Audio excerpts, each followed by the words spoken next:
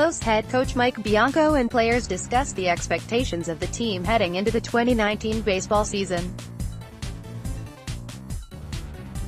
Mackenzie Salmon, Clarion LedgerOXFORD. Before Will Ethridge takes the mound for Ole Miss as the Rebels' opening day starter on Friday night, he'll spend some time in his locker with a signed reminder of a painful, helpless time when he wasn't on the mound. Ole Miss won 48 games in 2018, tying a school record previously reached in 2005 and 2014.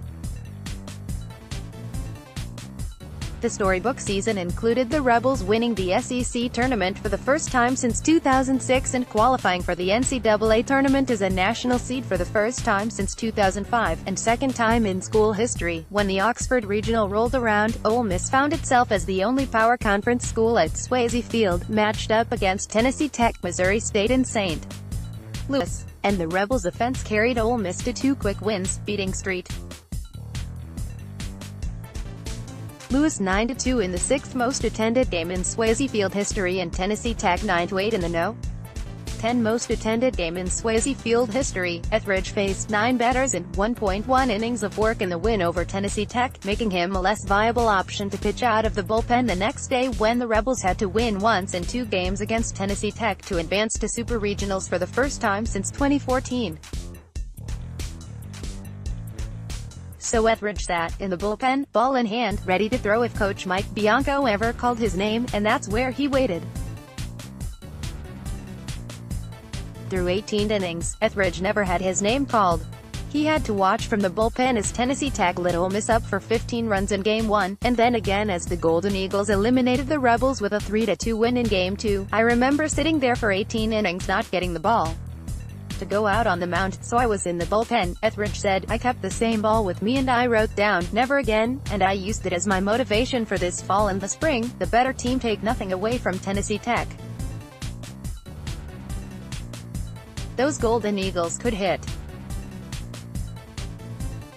They scored 639 runs on the season, 110 more than any other team in college baseball, and led Division I in runs scored per game, 9.8 batting average, .332, on-base percentage, .430, slugging percentage, .576, hits, 788, and home runs, 135. It wouldn't have been a stretch to describe Tennessee Tech as the best offensive team in college baseball in 2018, albeit while playing the No. 123 strongest schedule in America. Still, Ole Miss wasn't far behind. The Rebels boasted a top 25 scoring offense in college baseball and 3 starting pitchers who would be drafted in the first 12 rounds of the 2018 MLB draft. And they posted these numbers playing in a conference that sent 10 teams to the NCAA tournament, a conference they won the postseason tournament for, to have it then, and I said it then, in a way that I felt it wasn't supposed to. We were a better team than Tennessee Tech, Ole Miss coach Mike Bianco said on Tuesday, not taking anything away from them. They're a great baseball team. But our game is great because you have to play better than the other team, and they played better than us that day. Close. Ole Miss was the No. 4 national seed but lost 2 games on Monday to OVC champ Tennessee Tech. Mackenzie Salmon reports from Oxford. Mackenzie Salmon, the Clarion Ledger Bianco said he remembers watching left-handed starting pitcher Ryan Rollison get emotional after the losses, which just so happened to come on the same day he was picked in the first round of the MLB draft by the Colorado Rockies, making him an overnight millionaire. Bianco said watching Rollison and seniors like outfielder Will Goals and take the loss as hard as they did was particularly tough on him. Not that it was easy for the players who were coming back either. Shortstop Gray Kessinger described the back-to-back losses versus Tennessee Tech as one of the toughest moments in his sporting career. But Kessinger also said Bianco's message after the game was one of compartmentalization.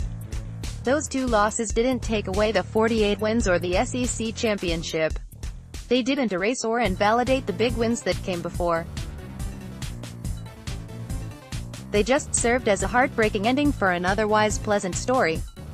Starting 9, the 9 biggest questions for Ole Miss baseball heading into 2019. If you ask senior outfielder Ryan Olenek, the compartmentalization worked.